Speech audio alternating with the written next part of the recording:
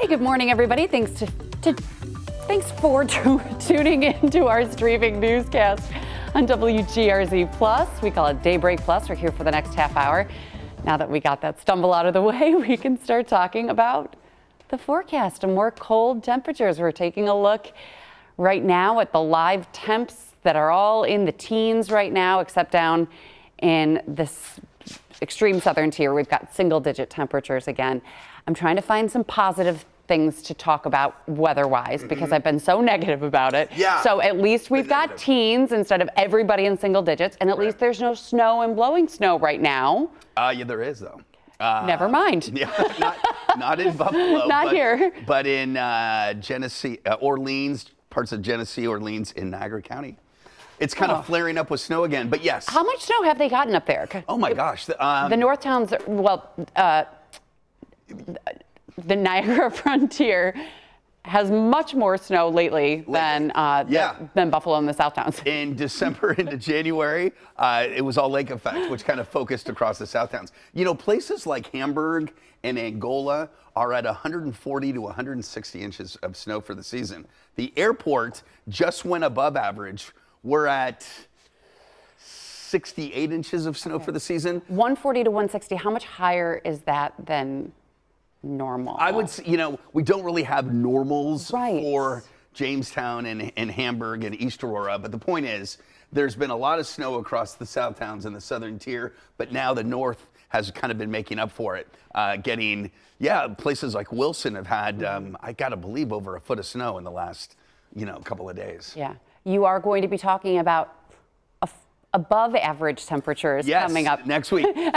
for a day. And you said, talking about the positive, Yeah. again, when I drive home now, I'm being chased by snowmobilers.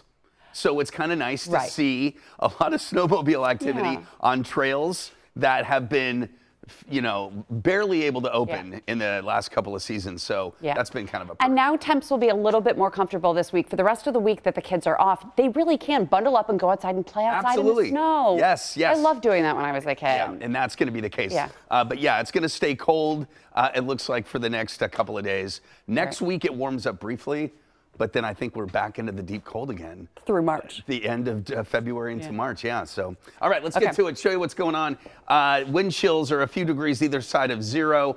Here is the snow that is redeveloped across Genesee, northern Genesee, Orleans, and Niagara County. As expected, we've been expecting some snow here where we could get a couple of inches potentially into the early afternoon. There it is, Albion, Yates, Carleton, Wilson, Alcott, Burt. Also, Youngstown getting into some of the snow here, which could reduce visibilities, especially along Route 18. There is that snow in Middleport, Newfane too. The other thing we're watching is this system here, which is going to bring some heavier snows to places like Norfolk, Virginia, in towards Delaware, kind of the mid-Atlantic, going to see some snow. But is this little spin here, see that? That's going to move overhead during the day tomorrow and spawn more light snow for everyone during the day on Thursday. So future look continues with that lake effect snow across the Lake Ontario shore. Temperatures in the upper teens today, maybe close to 20. Overnight tonight, cloudy and cold. Temperatures once again single digits to mid-teens. And here comes that widespread light snow during the day tomorrow, where it's going to snow pretty much all day into the evening as well before tapering down, maybe a few snow flurries into Friday. There we go with the snow across the escarpment, Niagara and Orleans County, 1 to 3 inches. But then the snow for tomorrow, we're going to get, an inch or two, but some spots could get up to 3 to 4 inches of snow, Boston Hills down into the southern tier. But again, a general light snow for tomorrow. So today, mostly cloudy and cold. Snow, though, for Niagara, Orleans County. Light snow developing late tonight in towards daybreak tomorrow is when the snow begins.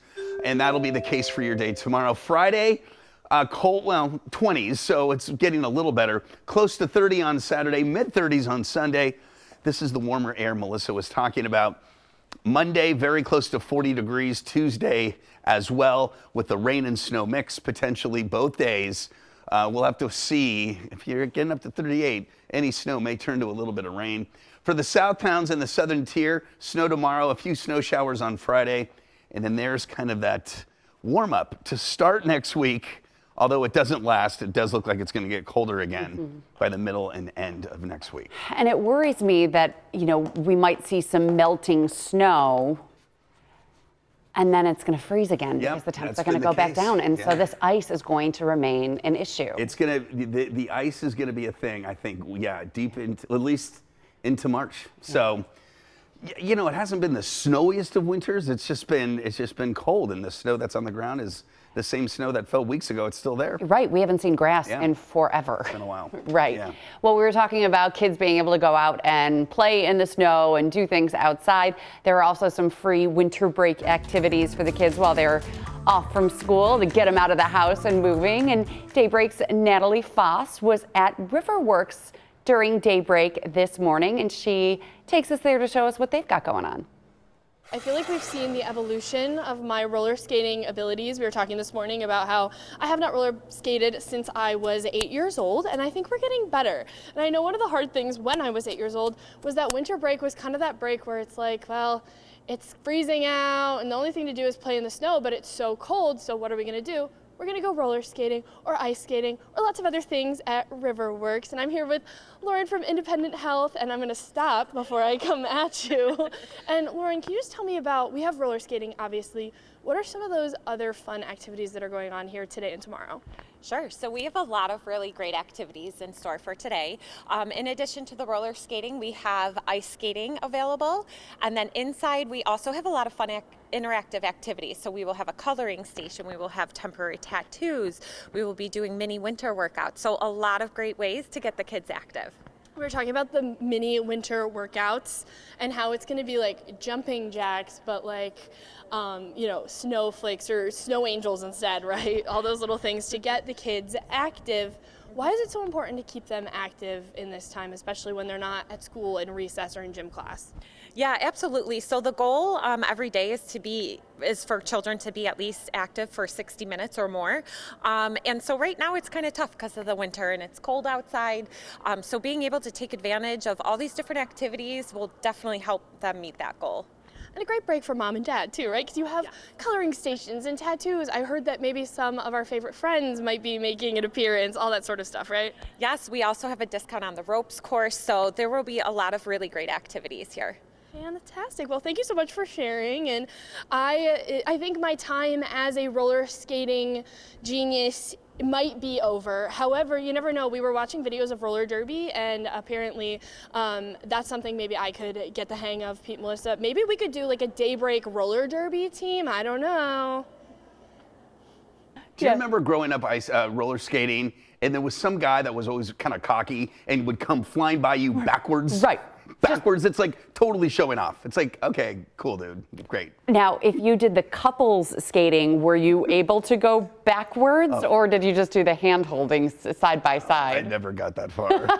I just kind of dreamt about holding somebody's hand, but I dreamt of somebody asking me to do the couples roller skate, and that never happened. I was a solo act when I roller skated. No. Roller skating is complicated, though. The inline skating is fine, but roller skating, to get back on those skates, you know who loved it? Maria Gennaro. Oh, really? She was always on her roller skates. Oh, you're like kidding. everywhere around the waterfront. I can see that. Yeah, but yeah, roller skating is fun. So, and a lot of kids might like look at a roller skate and be like, "What is this?" Right. Like a rotary phone and things like that.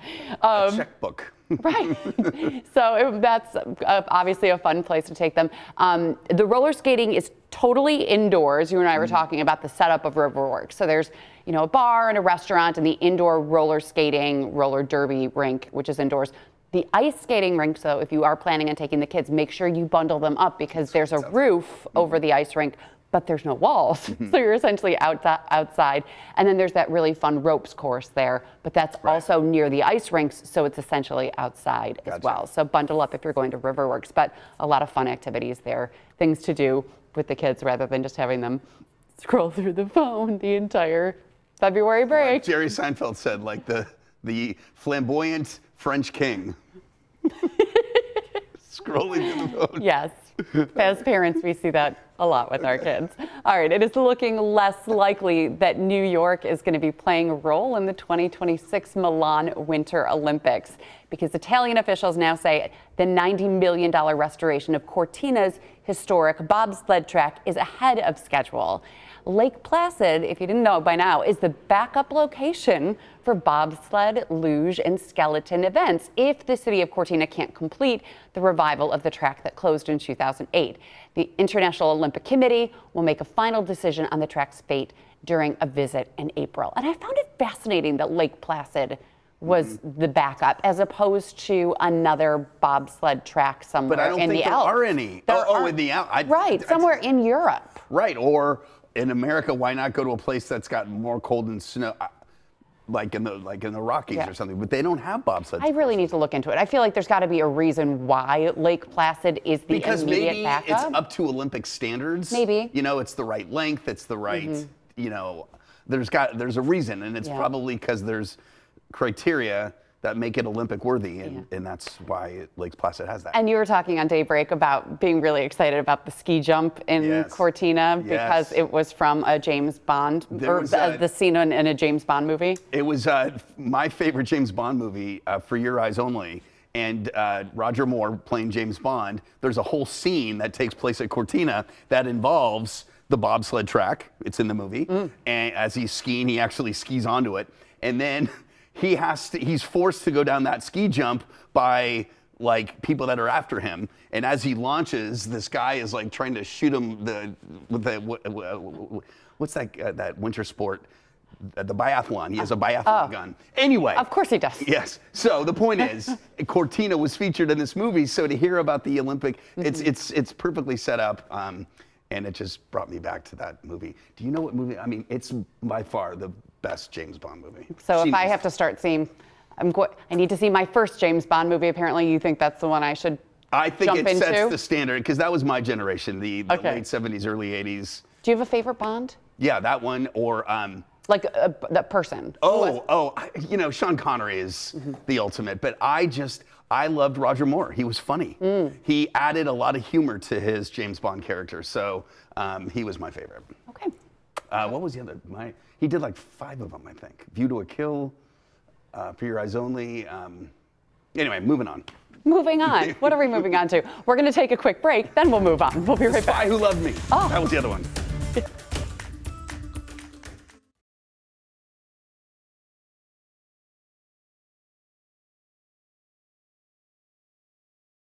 A U.S. Air Force officer and test pilot, Robert Henry Lawrence Jr. was the first African-American astronaut to be selected for NASA's manned space program.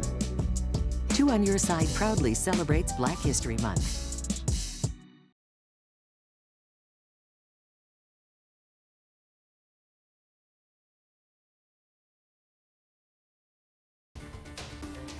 Welcome back. We do want to take a quick look at our top stories that we're following today.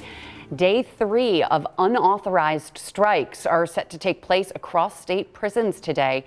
Governor Kathy Hochul says she wants those strikes to end immediately. In the meantime, she's ready to deploy the New York National Guard to staff these prisons. Corrections officers tell 2 on Your Side that they are upset with understaffing and working double shifts, and they want to see changes.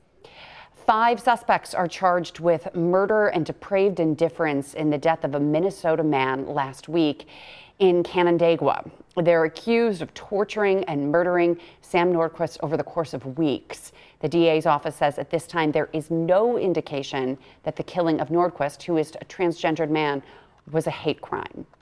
We are getting more details about that crash landing at Toronto Pearson International. Delta Airlines now says 21 people were hurt. They originally said the number was 18, but only 2 victims remain in the hospital this morning. Now, there was extreme weather just days before the crash, but it was a clear day when the plane crash happened. So the investigation into the cause of the crash will take some time, but it is underway. And we are forced to embrace this week's cold stretch. There's no way around it. We're told that there has been some improvement when it comes to salting the roads. The city of Buffalo and Erie County says they are now in better shape, but salt supply issues are likely to persist. According to City DPW Commissioner Nate Martin, the city has been putting down road salt almost as quickly as it's been coming into town. Meanwhile, County Executive Mark Poloncarz shares that the county's salt barns are about 50 to 60% full, and more deliveries are expected soon. But it's hard to find rock salt just for the average person, too, to lay on their driveway and sidewalks out at stores, Patrick. I mean, everyone needs it, and we're going to keep needing that salt. Yeah, no doubt. No major melting taking place until early next week, and it doesn't even look like a major melt. We're going to see temperatures go above freezing, but any melts will be slow. By the way, thinking forward, the ice jam situation, ice jam flooding may really become an issue this season, right? With all of the ice on area creeks and streams breaking up at some point. All right, we're bringing in the snow across Erie, I should say Genesee, northern Genesee, Orleans, and Niagara County coming off Lake Ontario, which is ice-free. Lake Erie is almost completely ice-covered, which stands to reason how cold it's been. All right, there's some of the snow showers across the north. Everyone's going to stay cloudy today and chilly. Maybe a flurry passing by anywhere, but most of the snow will be to the north. Tomorrow, we bring in snow everywhere. Some light snow will fall across the entire region. The hills getting a little bit more. Shouldn't be too much of an issue, but the snow should be beginning during the morning drive, and it could affect the evening commute as well. So for today, 1 to 3 inches, again, in our northern counties. Tomorrow, it's more of a generalized snowfall everywhere. That could give us 1 to 2, maybe up to 3 inches of snow into early Friday. All right, so there we go. For today, mostly cloudy and cold with a westerly breeze, 10 to 20, but it's going to come down 5 to 10 by later this afternoon. Then we have Friday after the light snow Thursday. Friday and Saturday and Sunday looking pretty quiet. Temperatures warming up into the mid-30s on Sunday, upper 30s Monday and Tuesday. There are 2 little weather systems that are going to move through next week. Snow may be mixing with rain because temperatures will be well above freezing. And for the South Townsend Southern Tier, a similar deal. But again, it should get quite a bit colder again after that. Executive producer Milton said into my ear, he's like, do you remember when Patrick said that February was going to be nice? No, yes, I do. I did not. Yes, I do. I said I didn't say, I said it'll be warmer. Okay, and it did start out warmer. We did not foresee in January the return to Arctic cold, the polar vortex making a return. There were signs that February was going to trend warmer. And that's why, long-range forecasts are tricky. There's some curveballs that get thrown your way. It's not exact, but yes, I remember saying it. I said it a couple of times. You did. Hey, and then you apologized for it, and you are forgiven because the weather changes. It does. What was the winter forecast overall like? Channel 2 puts together a winter prediction. I think we were going to go, I think we went slightly above normal, close to normal, slightly above normal temperatures. Now remember, December was warmer than average. January was a little below. February will be below. The snow we're getting close to. We had fairly close to normal snow. Right now we're close to 70 inches of snow. Average is 94. So given that we still have all of March to go through, we may get pretty close to that snow forecast. I have one more weather question. Yes. Do you foresee, because we're talking about how great we are about predicting the weather, any major snow events? I think March will be active, okay? March is known for, you can get big snows. You can also get big rains and ice and a mix of, I think we're gonna see an active March in terms of maybe snow and snow rain mixes coming through. Glad I asked. You did. Patrick, thank you. And again, I don't see that changing. Like February changed. I think March is at least going to start out that way. Okay. Well, how about we talk about the summer and things to look forward to? And we have so many wonderful summer concerts. And the city of Buffalo is now talking about concerts coming to Terminal B. Look at how cool this looks with our drone. Doesn't that look cool? Yeah, Terminal B is on the Outer Harbor, if you haven't been there yet. And now we know of some of the names that are coming, including Simple Plan on June 1st and Megan Maroney July 19th, Bare Naked Ladies July 26th, and more announcements to come. And last year, should we take take a listen to more things that are coming. A full host of concerts coming our way, which we're really excited about. These announced, which everyone's really excited about, and they will be coming on stage with Sugar Ray, which are two big names from the older millennial generation. So getting a lot of good feedback from that one. We've got Megan Maroney and Warren Zeiders for country shows. We just had Wallows announced, which is an indie band. So yeah, we've got a pretty diverse lineup coming and more concerts being announced every day. And our lineup this year is probably going to be double what it was last year. It's just such a beautiful venue. There's so many different vantage points to just relax or watch the music or take in the sunset or hang out at the wine bar or have a beer in the beer garden. So we try to just make it like a one-stop shop for kind of whatever you're looking for that night. And we have a concerts to go to page on WGRZ.com. So this is just a list of some of them, but they're constantly updated. Mary J. Blige on March 22nd. That could be cool. And Matt Nathanson, he's very talented. He's coming to Babeville on March 2nd. Spyro Gyra. They're from Rochester. Are they? They're awesome jazz, kind of jazz fusion. Oh, okay. Yeah, they're really good. Patrick, can we take the shot of Patrick right now? I can't read this. He's up at the screen really, really close trying to read it. These are all concerts in February and March. This isn't really the summer. Right. So Okay. we will update it with the summer concerts. But Bare Naked Ladies, I'm excited for them to come. They're really, they're a Canadian band, but they're very, very local. They grew up watching Western New York news really? and talk about it during their show and mention, Cheektowaga and like really local places. So it's kind of fun that they have such a connection to Western New York. That is cool. But last year at the Outer Harbor, Chapel Roan kicked off the concert series, and that was right before she blew up and became like this massive star and won the Grammy for Best New Artist. And she came to Terminal B last year, and tickets were $40 to see her, and now she sells out stadiums. So it's very what cool. happens? How does that happen? How does somebody go from that to? Is it one song that just like really blows up? Right. And Pink Pony Club is a big one for her, and she's got a lot of loyal followers, and she started very small and now is just one of the biggest artists out there. So it'll be fun to see. But there's lots of other, like Justin Bieber played at the Erie County Fair when he was really young. So and did Taylor Swift. Taylor Swift, right? yes. So lots of concerts. You can always check that out. And we also love talking about the Bills, even in the off season. It's never too early to start thinking about next season, and off-season debates are underway. And ESPN analyst Aaron Schatz predicts that Josh Allen will win back-to-back MVPs. He said, quote, "Since I'm picking the Bills to go to the Super Bowl, Allen would likely be coming off a great season, so let's predict a second straight trophy for him," end quote. Now, Patrick, only 4 players have won back-to-back MVPs. And now I just lost it because my iPad went down. I had a list of the.